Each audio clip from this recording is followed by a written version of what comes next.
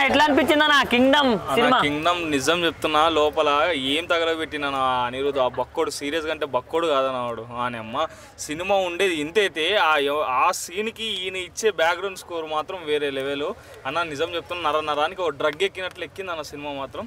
విజయ్ అన్న comeback movie ఖచ్చితంగా ఈ సినిమాతో టైర్ 1 హీరో ఎవరైతే కాదన్నారో ఈ ఫిలింతో ఖచ్చితంగా టైర్ 1 హీరో మన విజయ్ అన్న కంబ్యాక్ ఇచ్చి గట్టిగా ఎవరికైతే ట్రోలర్స్ పెట్టినో అట్లా కలెక్షన్ అంటావా భారీ అంటే ఫస్ట్ రోజే 100 కోట్లు కొట్టే సినిమా కన్ఫామ్గా 100%.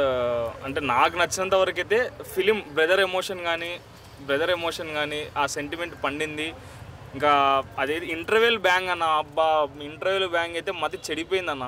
అసలు ఎక్స్పెక్ట్ చేయలేదు అది. దాని తర్వాత మళ్ళీ కింగ్డమ్ 2 పార్ట్ 2కి అది ఇది అని అట్లేం లేదు. ఈ ఫిలింలో ఏదైతే ఎండ్ కావాల్సినదో అంతవరకు ఖచ్చితంగా ఈ స్క్రిప్ట్లో ఉంది. చాలా బాగా అనిపించింది. మన భాగ్యశ్రీ కూడా సీరియస్ చెప్తున్నాను, అందాలతో స్క్రీన్ ప్లేని అదేది యూత్ని మైమరిపించింది. ఆ రకంగా ఉంది. ఓవరాల్గా చెప్పాలంటే ఒక విజయ్ దేవరకొండ అన్నకు కంబ్యాక్ బక్కోడు మాత్రం అన్న.